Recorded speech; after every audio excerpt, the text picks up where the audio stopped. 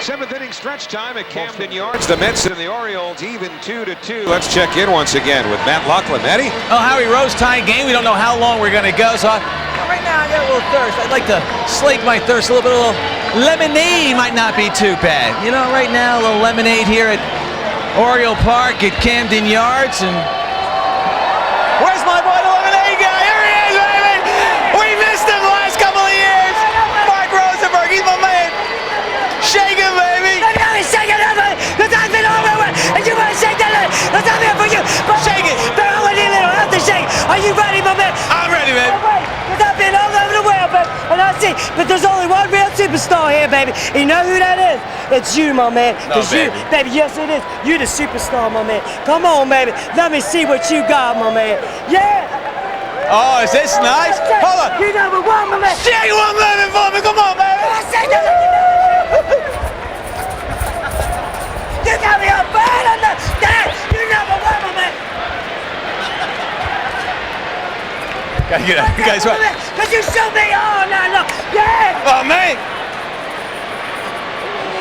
Yeah, give me the money. Oh, yeah, give me the money. Did you catch that one? Give me the money. Number one, baby. Number one. And number one superstar right here. Number one. That's it, folks. Mark Rosenberg, the lemonade guy. You think it's just lemonade, fellas, or you think this is something he was born with? And they say vaudeville's dead. That's some high-octane lemonade. 1 ball, 2 strikes to Melvin Mora. You know, Matty's been talking about that guy for 2 years. This was an emotional reunion. So Melvin Mora, Jay Gibbons, and Brooke Fordyce facing Steve Traxel here in the 7th inning of a 2-2 game. Orioles scored both of their runs against Traxel in the 4th inning. 3 straight hits. Then an error, and then Mora with that loose jersey was hit by a pitch slightly. Almost got him again. Yes. It's a very good ball game. Tied up 2-2 here in the 7th.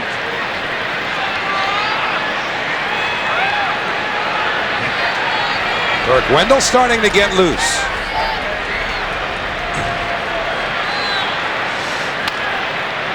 Fouls the splitter off. Still 2-2.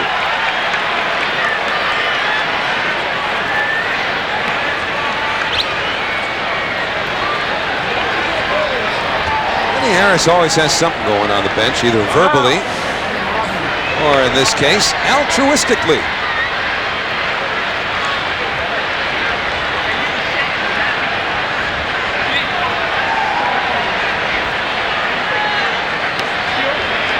Maybe Lenny's made both of them happy tonight. Bounce to the left side. Ventura, one away. So Mora grounds to third, and it'll bring up the first baseman, Jay Gibbons. You never see Robin speed things up, but in that case he had to, because he had trouble getting the ball out of the glove. Once he realized he was having trouble, then he got it out. He popped it across the infield. Usually it's always smooth, one motion. Now see, he has trouble getting the grip, and he throws it hard across the infield. Well, as hard as Robin could throw the ball across the infield. Fastball for a strike to Gibbons. Gibbons struck out in the 3rd and into an inning-ending double play in the 4th inning. Orioles have left 3 men on, and the Mets have left 4. 1-1.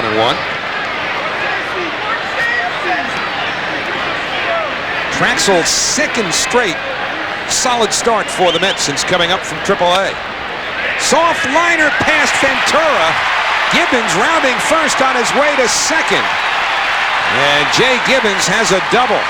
Wasn't hit hard, but he punched it just past Robin Ventura. And the Orioles have the go-ahead run in scoring position.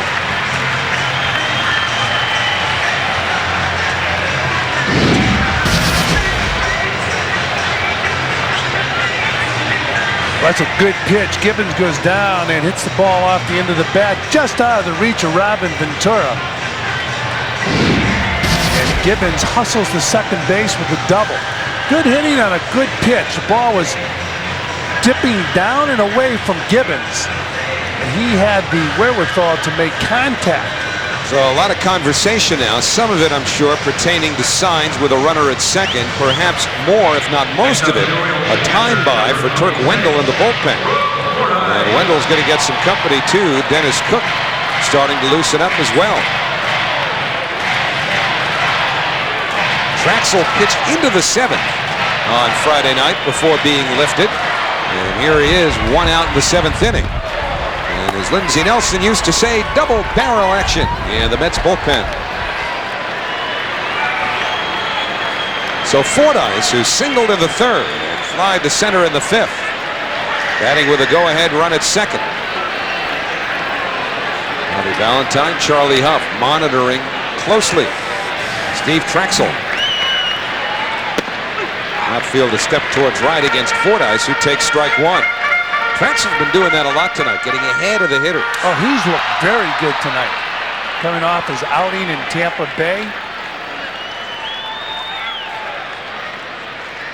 Last night, the victory was a lift for the Mets, especially if they want to win this ball game. Then you can say it helped lift the Mets. Inside 1-1. Mentioned how well Traxel pitched his last time out on Friday. Working into the 7th inning, he left with men on base, and then Rick White came out of the bullpen and gave up a couple of home runs, back-to-back homers by Greg Vaughn, a 3-run shot, and then Fred McGriff. Josh Towers has given up 2 long balls tonight. He's hoping the Orioles can push ahead once more, get him back in position for his 4th win. He's been good. Foul back, 1-2.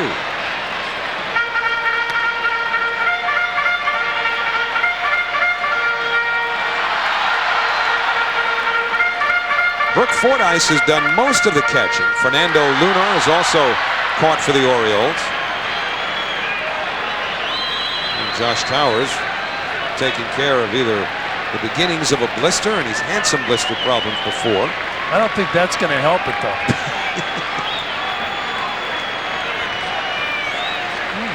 Well, he's biting his nail. No, he's not. He's biting his blister. Tom Trebelhorn, the third base coach, lighting up the base run. 2-2 now on Fordyce. We're mentioning the Oriole catching brigade. They're one short there. They released Greg Myers today. Yeah, they would like to. They would like to see Fordyce take it over and be their everyday catcher. He swung the bat rather well late last season for the Orioles. Orioles made a couple of moves today. Not only Roberts being called up with Bordick out, but the release of Myers, and they called up a pitcher, a former Met farmhand, Leslie Brea.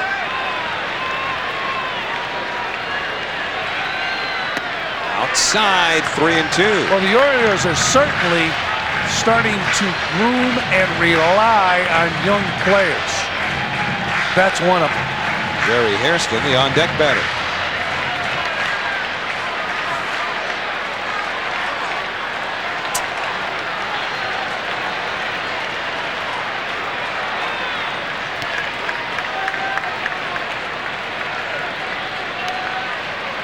Gibbons leading from second. Slowly hit left side. Ventura, low throw, but Zeal digs it out. So 2 men away. Gibbons down to third, and it'll bring up Jerry Hairston as we look at our in-game box for the Baltimore Orioles. So the Orioles and the Mets are tied at 2. You can see Conine with an RBI, Moore with an RBI. And right now, Gibbons is on third base after hitting a double here in the 7th inning. So the Birds with the go-ahead run 90 feet from home plate. Traxel throws the overhand curveball. In Tampa Bay, he threw the curveball. It bounced, took a bad hop, went over Pratt's head, and the Tampa Bay Devil Rays scored a run. So I'm sure Pratt's well aware of that curveball bouncing in front of the plate. As well as the splitter. Yeah, well, especially the curveball, because that was the one that bounced over Pratt's head. I don't think the splitter has enough on it to get that type of a bounce. 90 feet from home plate. A lot of pressure on the catcher in a situation like this. Gibbons the go-ahead run at third, and Hairston takes a strike. Hairston 9 for his last 20. Tired? 9 for his last 21. Pulled a Back muscle. going bad on him? No, pulled a muscle. Oh, okay. Did anybody ever pull a muscle in the broadcast booth? I don't know. This may be a first. Hairston held hitless tonight. 9 for 19 coming into this game on a very modest 5-game hitting streak. The 0-1. Outside, a ball and a strike.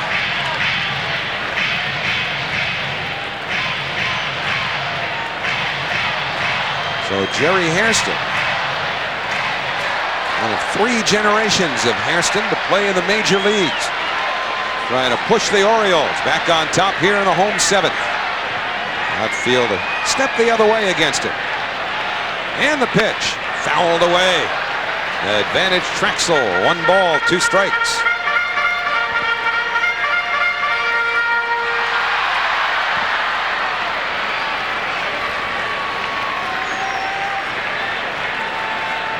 Traxel's been sharp almost all night.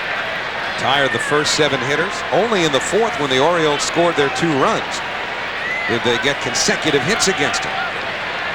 Orioles have been held to 5 hits to this point. Gibbons at 3rd with 2 out. Mets about hit the Orioles 6-5. And the pitch on the way.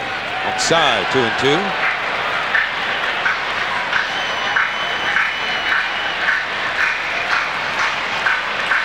Gibbons double, a bloop double with 1 out. Went to 3rd on a ground ball by Fordyce. And Traxel trying to get out of it right here and keep it tied. Mets will have the top of their order coming up in the 8th inning.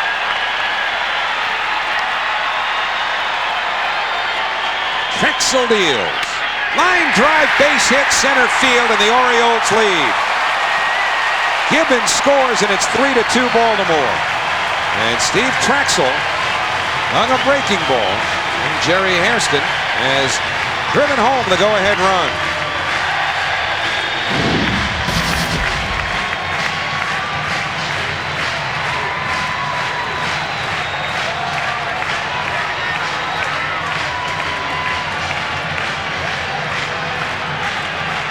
All out over the plate. Hairston just going with the pitch. Good hitting by Hairston and clutch hitting by the Orioles second baseman, driving in the go-ahead run. Gibbons scoring on that base hit. So how about that? Your 9th hitter, who's batting .284 coming into tonight's action, delivering here in the 7th inning. So Jerry Hairston drives the go-ahead run home. Brady Anderson, nothing out of 3. Hairston a threat to run at first base. Won't be surprised to see Traxel throw over a few times. Not there, but the Mets pitch out. Hairston's father, when he was a member of the White Sox, he had real good speed, was a good base runner. His grandfather played in the 50s with the White Sox. Hairston is tied for 7th in the league, the American League, in stolen bases with 13. He's also been caught 6 times. There he goes. Rats throw, 1 hopper, and Ordonez has all he could do to just keep it in front of him. That ball there was difficult for Ordonez to do anything with it. He might have hurt his hand. The ball took a funny hop. Sometimes it hits you in that glove in an unorthodox manner. It can do some damage to your hand. The ball took a hop and went up and handcuffed Ordonez. Pratt with pretty good velocity, and you watch Ordonez keep that ball in. Oh, hit his leg.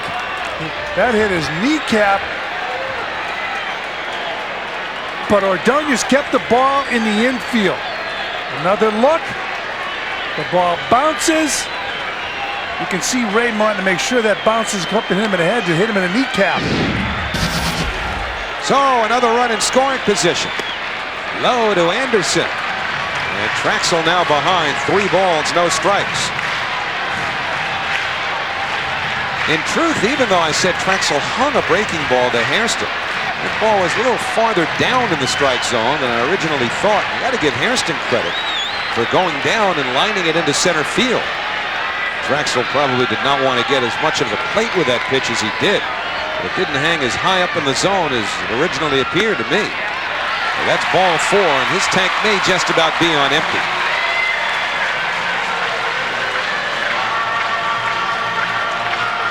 Only the second walk given up by Traxel, but that might be it. Charlie Huff, who's had Cook the left-hander and Wendell the right-hander, throwing for a while now in the bullpen, on his way to the mound.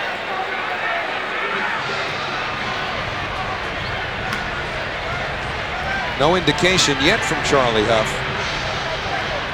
Batter Brian Roberts, a switch hitter, and now the call goes to the bullpen, and that will be it for Traxel.